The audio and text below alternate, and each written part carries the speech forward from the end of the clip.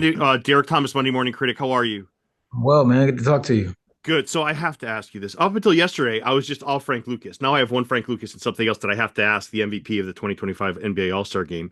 So yesterday, LeBron is on Pat McAfee's show, and he said if Giannis played in the 70s, he'd get 250 points. I don't get this. And the coach of the Lakers, JJ Redick, made a similar comment earlier about playing firefighters and plumbers. Yeah. I don't understand, Rome, because LeBron's a top two player. Like Bird and Magic weren't making comments about the generation before them. Kobe wasn't making comments about the generation before him. Why is LeBron even saying? I mean, I'm not going to ask you to speak for LeBron, but as a top two player, wouldn't you want to honor those traditions of saying Giannis would score 250 points in a game in the 70s?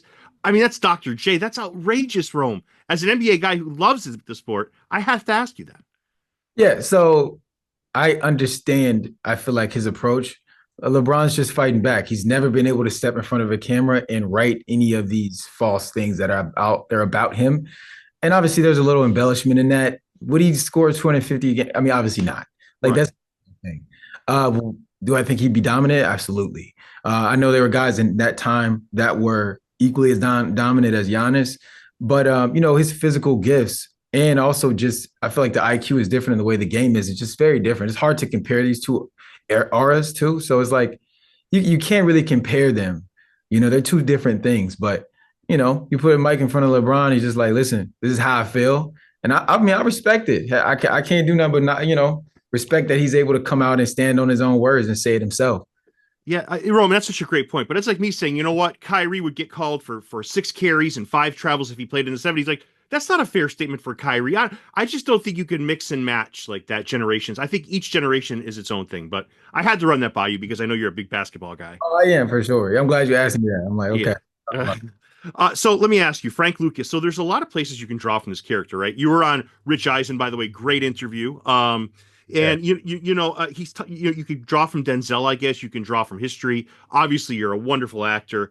So where's it come to for you, Rome? Where do you get this final product from? Is it a mixing and a matching? Is it your where does that come from? Because he's such an interesting guy. He almost lived to be 100 years old. He's got such a history to him. Whatever Yeah. you wanted to say to that, Rome. I mean, it's fascinating, the life that he's had lived. Uh, he almost lived, I mean, through 90 decades. I mean, this with the kind of, I guess, career you could say, with the life he chose to have, I mean, they don't have that shelf life normally. It's a lot sooner. And so for him to reach the age where he kind of dies like just of old age, like it's really unheard of.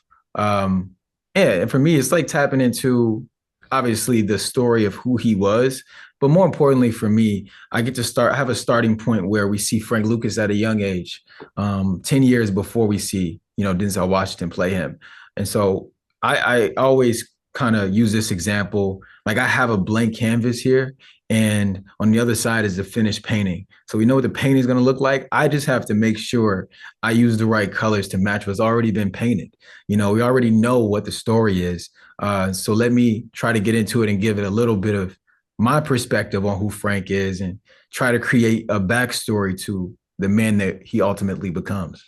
Yeah, because you have a great way about you as an actor. So I'm glad you said that. Like, I think a lot of the fans tune in to see what touch you're going to put on it, right? I think they know the background. I think the appreciation comes from people watching you and what you're bringing to the character. So I really love that answer. Absolutely. Yeah. I'm excited about that too. Yeah. Yeah, any nerves with a part like this because he's such an iconic guy. He's such a well-known figure, whether it's history or stay us through screen or life itself. Was there any pressure in that regard?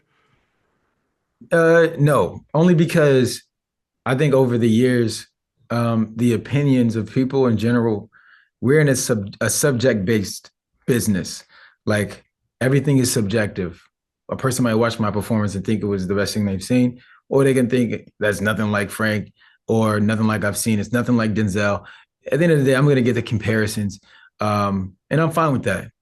But my intention with doing this character is to create a fully dimensional, sometimes ruthless, arrogant, charismatic, but also at times empathetic. To create a fully dimensional character, you have to have all those things.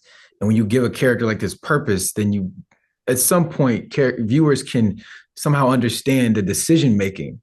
which I think helps people care, when they watch these sort of shows.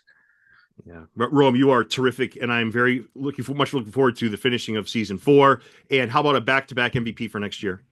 Oh, well, it'll be in LA. I'll be Yeah, all right. Thank you so much, and thank you for this time. I appreciate it.